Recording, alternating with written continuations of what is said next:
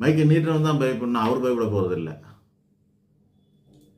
எடப்பாடி கிட்ட பேசுங்க, பேசுறாரு அவர். ஆனால் இப்போ வரைக்கும் விஜய் ரிப்போர்ட்டர்ஸ் கிட்ட யார்ட்டையும் பேசி வரலையே. விஜய் மட்டும் இல்லை, உதயநிதியால் கூட பேச முடியாது, ஸ்டாலினாலையும் பேச முடியாது, இவங்கெல்லாம் பேசுறதுக்கு இல்லை.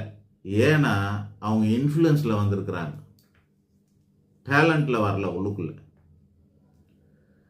இன்ஃப்ளூயன்ஸில் வந்தவங்கக்கிட்ட இனிமேலாச்சு வரலாம், வாய்ப்பு வரலாம். சினிமாவில் கூட வருதான், எவ்வளோ சினிமாவில் தன்னுடைய இன்ஃப்ளூயன்ஸில் ஹீரோ ஆனவங்க இருக்கிறாங்க.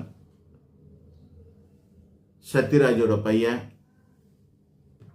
பாரதி ராஜா பையன், இப்படி எண்ணற்ற இன்ஃப்ளூயன்ஸால் சினிமாவில் உள்ளே வந்தவங்க இருக்கிறாங்க.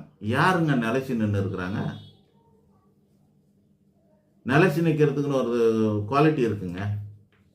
அதிர்ஷ்டம் முதல்ல வேணும், அப்புறம் அடிப்படை தகுதி வேணும்.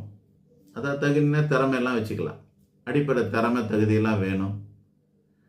நம்ம சிம்மு மாதிரி எக்ஸ்ட்ராடினரியான டேலண்ட் எல்லாம் கேட்கல. நான் பாட்டு, டான்ஸு, ஆட்டம் கீட்டம் அந்த மாதிரி எக்ஸ்ட்ராடினரி டேலண்ட் எல்லாம் எதிர்பார்க்கல மக்கள். ரஜினி மேலே எல்லாம் ஆவரேஜுக்கு மேலே பாஸ் ஆகிருந்தால் போதும். ஆட்டம் போதும், பாட்டு போதும், டான்ஸு போதும், அவருடைய ஃபைட்டு போதும்.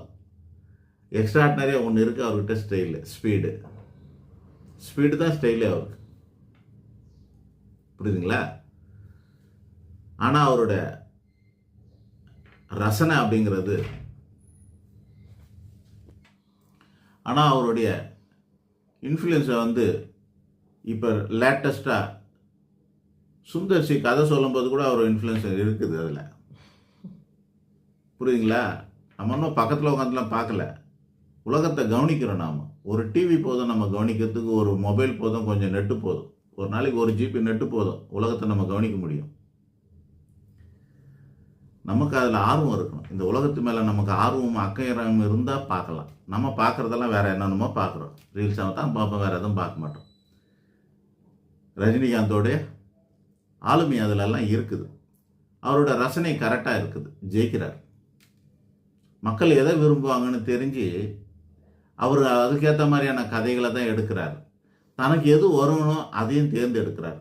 தனக்கு வராததெல்லாம் வச்சு டிஸ்கோ டான்ஸ்னு ஒரு படம் எடுங்கன்னாக்கா அதெல்லாம் போய் இவர் நடிக்க மாட்டார்.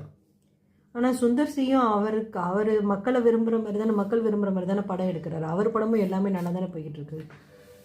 ஆமாம், அப்பயே இவர் படத்தை மட்டும் ரிஜெக்ட் பண்ணணும். சுந்தர்சியோட வயசு என்னவா இருக்கும், அப்புறம் பாகுபலி டைரக்டரோட வயசு என்னவா இருக்கும். ஆனால்